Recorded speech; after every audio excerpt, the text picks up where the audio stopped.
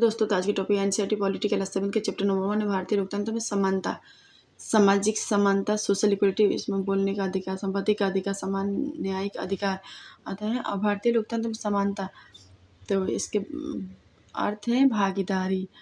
और भागीदारी की बात करते हैं तो सबसे पहले इसमें ना मताधिकार की समानता आता है। और भारत में यूनिवर्सल एडल्ट सरफेस सार्वभौमिक वयस्क मताधिकार है भारत में। तो और इसके मतलब सार्वभौमिक वयस्क मताधिकार का मतलब है gives the right to vote to all adult citizens. इसके हिंदी है सभी वयस्क नागरिकों को वोट देने का अधिकार देता है सार्वभौमिक वयस्क मताधिकार। और इसमें ना 3 शर्तें हैं, 18 वर्ष की आयु हो और वोटिंग राइट, वोट देने का अधिकार। और इसमें ना जाति, धर्म, लिंग और स्त्री पुरुष, गरीब अमीर, शिक्षा जाति गरीब अमीर, इसमें ना मैटर नहीं करता, सभी को ना वोटिंग राइट मतलब वोट देने का अधिकार है।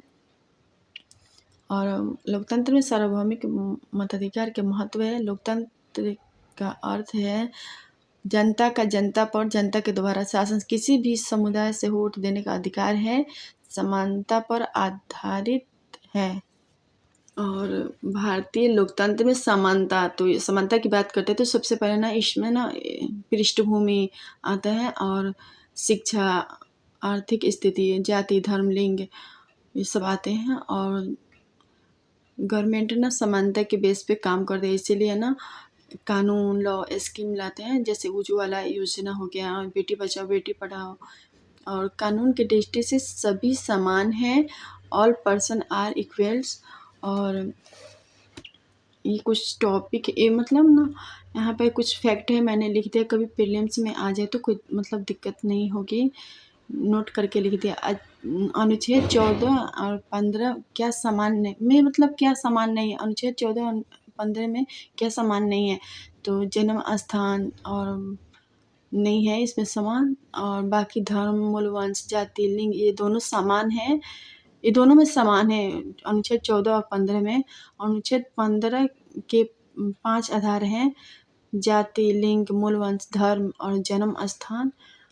नागरिक अधिकार आंदोलन, सिविल राइट्स मूवमेंट, एक आंदोलन जो संयुक्त राज्य अमेरिका में 1950 के दशक में के अंत में प्रारंभ हुआ और जिसमें अफ्रीकी अमेरिकन लोगों ने नस्लगत भेदभाव को समाप्त करने और समान अधिकारों की मांग की।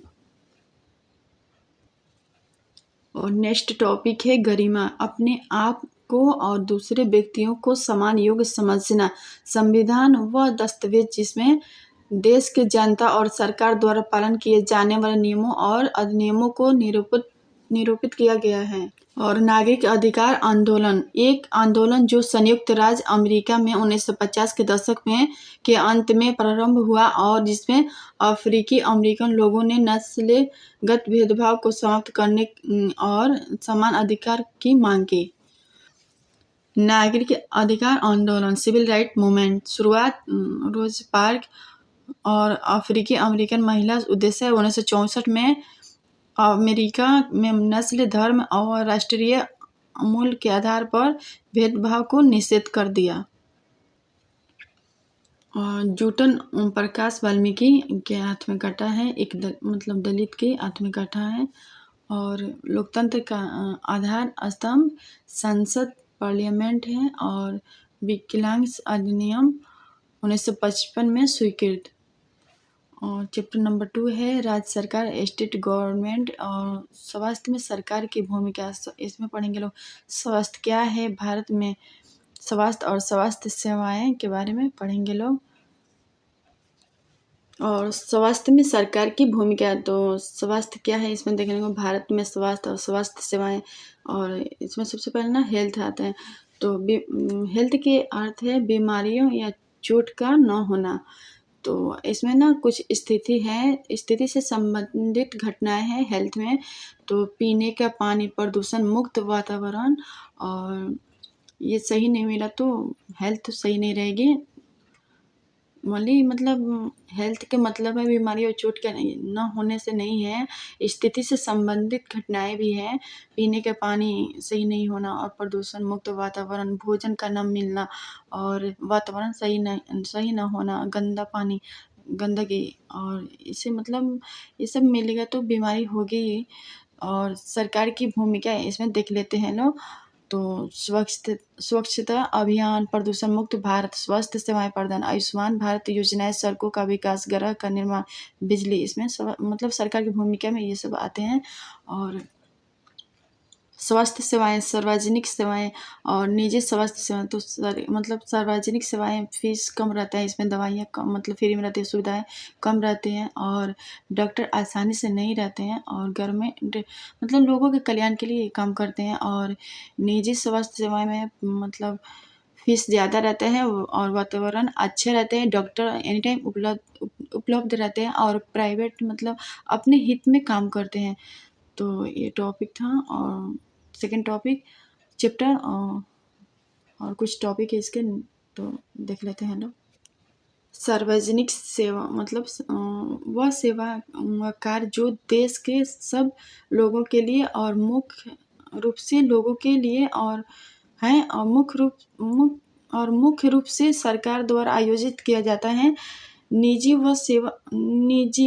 वह सेवा या कार्य जो किसी व्यक्ति या कंपनी द्वारा अपने मुनाफे के लिए आयोजित किया जाए। संचारणीय बीमारियां, वे बीमारियां जो एक व्यक्ति से दूसरे व्यक्ति को कई माध्यमों से संचारित हो जाती है, जैसे भोजन, हवा, पानी आदि से। ओपीडी, आउट पेटेंट अपार्टमेंट, यह बाह्य रोगी विभाग का संक्षिप्त है। जेनेरिक नाम, दवाइयों के रासायनिक नाम एसिटाइल और सैलिसिलिक एसिड, एस्पिरिन, ये इसमें आते हैं। और ये चैप्टर 3 है। तो आज कुछ करा देती हूँ, और बाकी के नेक्स्ट वीडियो में टॉपिक कंप्लीट करके और अपलोड कर दूँगी। तो चैप्टर नंबर 3 है राज्य शासन कैसे काम करते हैं, कार्यकारी और विधायिका और न्यायिक। तो इसमें कार्यकारी में आते हैं राज्यपाल, मुख्यमंत्री और मंत्रीगण, और विधायिका में विधान परिषद और विधानसभा आते हैं। न्यायिक उच्च न्यायालय, जिला न्यायालय और अन्य न्यायालय इसमें आते हैं। तो आप लोग एक अच्छे से देख लीजिएगा इसके डायग्राम। निर्वाचन क्षेत्र, इसका तात्पर्य एक निश्चित क्षेत्र से है जहां रहने वाले सब मतदान अपना प्रतिनिधि चुनते हैं। बहुमत, इसका तात्पर्य उन चुने हुए प्रतिनिधियों से है जो सत्ता पक्ष के सदस्य नहीं हैं और जिनकी भूमिका सरकारी निर्णयों और कार्यों पर प्रश्न उठाने और विधानसभा से विचार के लिए नए मुद्दे उठाने की होती है।